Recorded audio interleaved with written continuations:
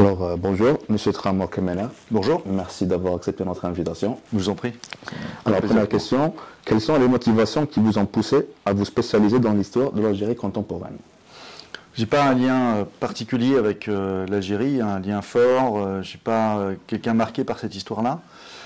C'était plutôt une réflexion autour finalement du refus de la guerre, du refus de la violence qui était présente aussi. Et puis c'était aussi pendant la décennie noire. Et en fin de compte, je me suis aperçu que je connaissais très peu, en fin de compte, l'histoire de l'Algérie, puisque au cours de la décennie noire, il a été question aussi de la guerre d'indépendance et des violences qui ressurgissaient, qui dataient aussi de cette période-là.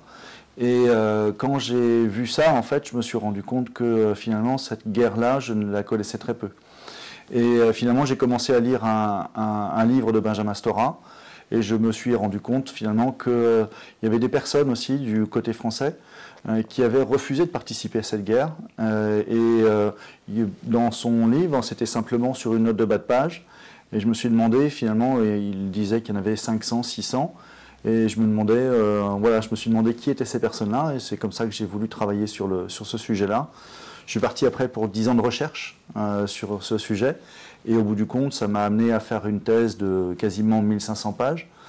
Au bout du compte, je me suis rendu compte qu'il y avait plus de 10 000, peut-être 12 000 ou 15 000 personnes qui avaient refusé de participer à cette guerre du côté français. Donc ça montrait en fait aussi que la guerre d'Algérie en fait était une guerre qui, dans la société française, n'était pas aussi bien passée, entre guillemets, qu'on avait bien voulu le dire. Il y avait des personnes qui refusaient d'y participer, plus nombreuses qu'on le croyait. Et c'était aussi ce symbole-là, finalement, d'une population française qui a aussi été contre la guerre, qui a essayé de lutter d'une manière ou d'une autre contre la guerre aussi. Et après ma thèse, j'ai été pris par l'Algérie quelque part. Et donc j'ai continué à travailler sur le sujet. J'ai publié un livre, puis un deuxième.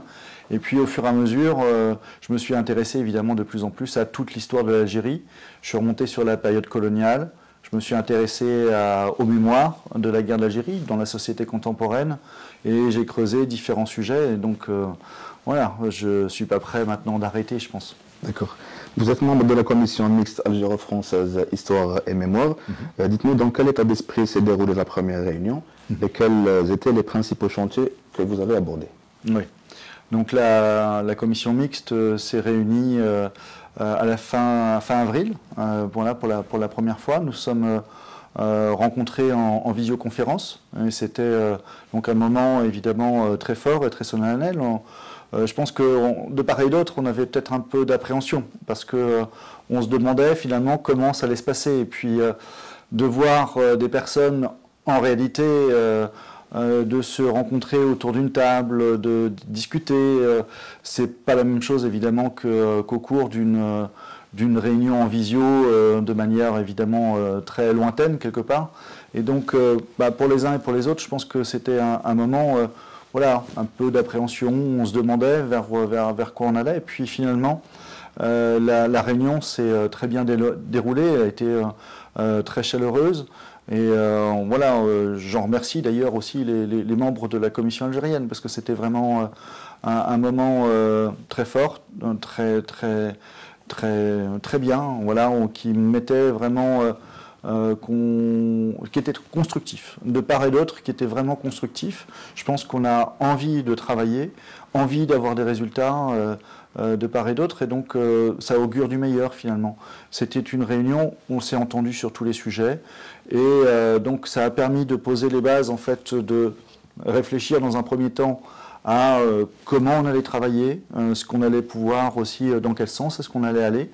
Donc c'était, on va dire, une première prise de contact, quelque part, mais qui permettait de poser des bases. Voilà, déjà on pose les bases, et puis maintenant on est d'accord aussi sur le fait, on a été d'accord ensemble, tout le monde était d'accord sur ce sujet-là, d'aborder finalement toutes les questions dans la longue période. C'était vraiment ça qui nous importait à tous, puisqu'on ne peut pas comprendre évidemment la dimension coloniale ou la dimension de la guerre d'indépendance si on ne revient pas sur cette longue durée. Et donc c'est bien dans ce sens-là que l'on va aller, je pense, que l'on va aller de toute façon, et en allant finalement dans les différentes périodes, si l'on veut, pour avoir échelonné le travail en quelque sorte. D'accord. Est-ce que la remise de la cartographie des essais nucléaires au Sahara et le plan des mines antipersonnelles figurent dans les travaux de la Commission? Je crois qu'on est parti pour un travail qui n'est pas là pour occulter des pans. Donc le travail de la commission mixte d'historiens est d'aborder tous les sujets. Tous les sujets sont ouverts. Donc de ce point de vue-là, il faut simplement aussi avoir le temps de travailler, mettre en place les choses sur la longue durée, puisque pour bien travailler, en fin de compte, tous les différents aspects, eh bien, il va falloir du temps. Donc donnons-nous le temps, pas pour remettre à un temps lointain des résultats, mais parce qu'il faut produire beaucoup de résultats sur tous les aspects. D'accord. Les idées de l'extrême droite concernant l'histoire de l'Algérie sont-elles un obstacle pour une véritable réconciliation entre les deux peuples? Je pense que de part et d'autre, il y a des obstacles qui se posent. Et d'ailleurs, même chose, c'est pas simplement d'un bord politique donné. Donc, dans des deux bords politiques, il y a aussi des personnes qui finalement cherchent à entraver la politique de réconciliation. Donc, il y a des obstacles qui sont présents, et donc il faut prêter attention à ça. Je pense que nous avons une marge de manœuvre qui est étroite, mais qui est nécessaire. Il faut aller dans ce sens-là, puisque si nous n'y allons pas maintenant, on pourra avoir des obstacles encore plus grands plus tard, et qui nous empêcheront finalement d'aller dans un sens aussi de travail en commun, de reconnaissance des faits. Et donc il faut pour cela essayer de tracer notre chemin en faisant bien entendu garde, en prêtant bien entendu garde à tous les obstacles qui peuvent se poser sur notre route. Mais le chemin est long, il va falloir y aller. D'accord. Pourquoi, selon vous, la France hésite encore à reconnaître officiellement les crimes commis durant la période coloniale en Algérie? Elle se contente seulement de la reconnaissance individuelle, comme c'était le cas avec Ali Boumendjel ou bien avec Maurice Audin? Il s'agissait, dans le cas d'Ali Boumendjel et de Maurice Audin, de prendre des cas emblématiques et de poser en fait des cas qui sont représentatifs, qui sont l'emblème, qui sont vraiment majeurs et qui permettent de poser en fait des questions lourdes qui ont concerné beaucoup plus de monde. Mais de les reconnaître, ces éléments-là, permettait de mettre la lumière aussi sur des cas beaucoup plus nombreux. Le travail de la commission va consister en cela. Mais donc ça permettait de poser aussi des jalons forts pour le départ. Il a souvent été dit et répété par Benjamin Stora, je l'ai dit aussi, que c'était en quelque sorte une politique des petits pas. Mais ces petits pas sont nécessaires, puisque finalement, à chaque fois qu'on a voulu aller dans un sens d'une reconnaissance trop forte ou d'avancées trop importantes, finalement, ça n'aboutit à rien, puisque la volonté, les grandes ambitions, en fait, peuvent ne déboucher finalement sur aucun résultat. Donc prêtons vraiment attention à cela et posons plutôt des jalons au fur et à mesure, avançons pas à pas, c'est le meilleur moyen d'avancer réellement. Et donc ça, c'est quelque chose qui me paraît très important.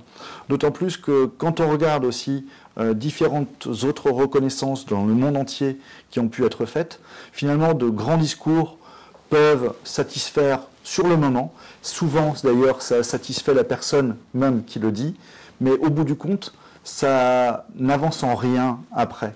Les choses restent en état.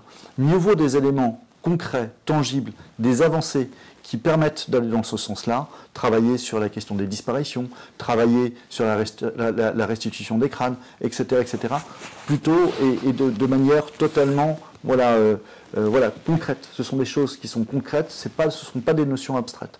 Et là, ça permet d'aller véritablement dans le sens d'une reconnaissance. D'accord. Alger réclame la restitution totale des archives prises durant l'occupation française et Paris refuse encore à répondre à cette demande. Est-ce qu'on peut être optimiste des travaux de cette commission pour y parvenir? La question de la restitution des archives est une question qui est évidemment très importante, qui est à l'ordre du jour de la Commission. Donc je pense qu'on aura des éléments là-dessus à apporter, des éléments de réponse à apporter. Et puis évidemment, il s'agit de savoir aussi de quelles archives il est question. D'un point de vue totalement personnel, je dirais, voilà, il s'agit de voir de quelles archives il est question. Des archives qui ont été prises effectivement dans certains cadres au moment de la conquête, bien entendu qu'elles doivent être restituées. C'est voilà, c'est d'une manière personnelle que je vous réponds. Ce n'est pas en tant que représentant, évidemment, de cette commission. Mais des archives qui ont été produites, par exemple, par le maréchal Bugeaud, en même temps, on peut difficilement penser qu'elles sont aussi qu'elles appartiennent à l'Algérie. C'est un représentant de l'État français, ou les archives du général de Gaulle, par exemple, produites par le général de Gaulle. Ce sont des archives qui sont aussi françaises. Par contre, je pense qu'il est important d'aller dans le sens aussi d'un partage des archives, d'un partage des connaissances, et c'est aussi dans ce sens-là peut-être que l'on peut aller. Mais je pense que on aura des réponses à apporter sur cette question-là au cours des prochains temps. Voilà, donc ça, ce sont des éléments peut-être voilà, dans lesquels, je le répète, ce ne sont pas des éléments officiels de réponse que je vous livre, mais plutôt des éléments qui sont des questions posées en tant que telles. Dernière question. 60 ans après la proclamation de l'indépendance, 2 générations se sont écoulées, les tentatives de rapprochement mémoriel ont été souvent entravées. Pensez-vous qu'il est grand temps de tourner la page et de consolider l'amitié algéro-française? Oui, bien sûr, bien sûr. Il faut prendre en compte toute cette histoire longue. C'est absolument fondamental. On ne peut pas occulter. Alors, je sais qu'il y a un proverbe arabe dit Elif Atmat. En même temps, il est là. Donc, faisons en sorte que ce passé soit bien présent. N'en faisons pas des objets non plus de rumination, de revenir tout le temps sur les mêmes sujets, puisque finalement, ça, quelque part, ça n'avance en rien. On ne peut pas avancer d'une manière personnelle non plus. Par contre, il faut aussi reconnaître les faits pour pouvoir avancer. Donc, travailler ensemble sur cette histoire-là permet aussi de pouvoir se dégager, dégager l'esprit pour pouvoir avancer ensemble dans un sens qui soit beaucoup plus ouvert et dans le sens de l'amitié franco-algérienne. Nous avons une histoire longue en commun qui dépasse même simplement la période coloniale, qui est beaucoup plus longue que celle-là. Les rapports entre la France et l'Algérie ont été fluctuants, parfois tumultueux, parfois durs, évidemment, comme celle de la colonisation, mais il y a eu des périodes aussi, comme la paix de 100 ans, qui datait de François Ier et de Soliman le Magnifique, et qui faisait que les relations étaient parfois meilleures entre la France et l'Algérie qu'entre la France et ses voisins européens. Donc on peut faire en sorte aussi justement d'aller dans un sens aussi de rapprochement de plus en plus fort entre la France et l'Algérie.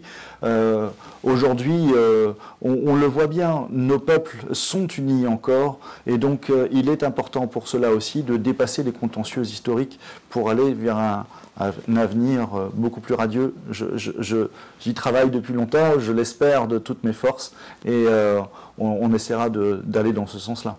Monsieur Tramor Kemener, merci beaucoup d'avoir répondu à nos questions. Je vous en prie, merci beaucoup.